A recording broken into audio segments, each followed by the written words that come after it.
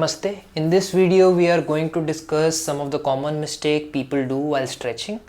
So the biggest mistake, the first point is not warming enough. So it's necessary you do a little bit of warm up before you do extreme amount of stretching. There is a condition called delay onset muscle soreness, wherein if you stretch muscles too much and do too intense exercises, you can get fever, you can get cold, you can get sick an hour or two after performing the stretching exercise. To avoid delayed onset muscle soreness, it's necessary you do warm up. And the second mistake that people do is they do overstretching. You need to understand the difference between a good pain and bad pain. Good pain is when stretching gives you a kind of comfort, a kind of relaxation, a kind of feeling good. That is a good pain. A bad pain is when it's giving pain, when it's giving less of a feeling of accomplishment and more of a feeling of pain. And even worse than that is feeling hurt. You shouldn't feel hurt when you're performing stretching. The purpose of stretching is to give mobility to you.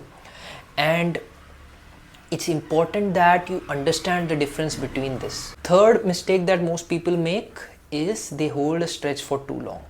So while performing the stretching exercises, especially the static exercises, make sure you don't hold more than 60 to 70 seconds. 60 seconds is a good thing. More than that, there are chances you will feel muscle pain much time later.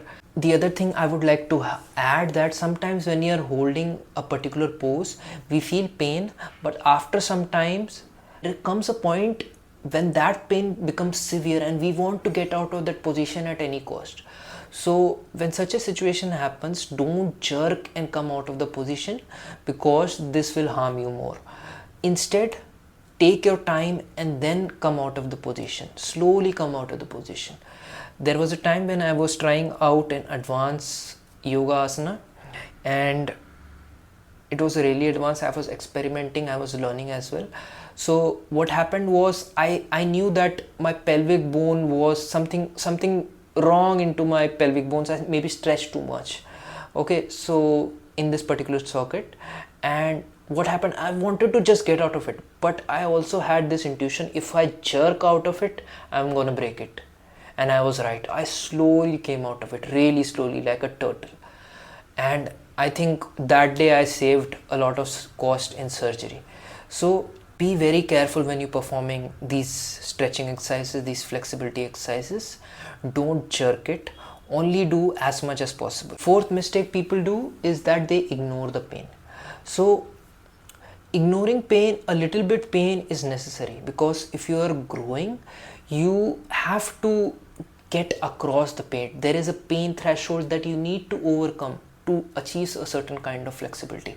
Every person goes through it, especially if you're doing after your teenage years. If you're doing these flexibility exercise after your teenage years, it's possible you have to overcome more pain, because there is so much stiffness in the body that comes after the teenage years.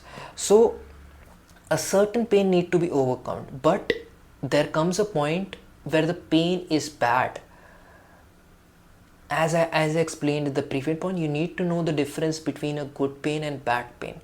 And when the bad pain comes, you need to know, okay, I need to stop now.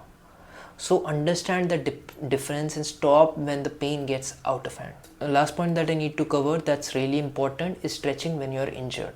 So you need to know your limits when you're stretching. If you have a shoulder injury, avoid doing shoulder stretching exercise, or do it at your own pace.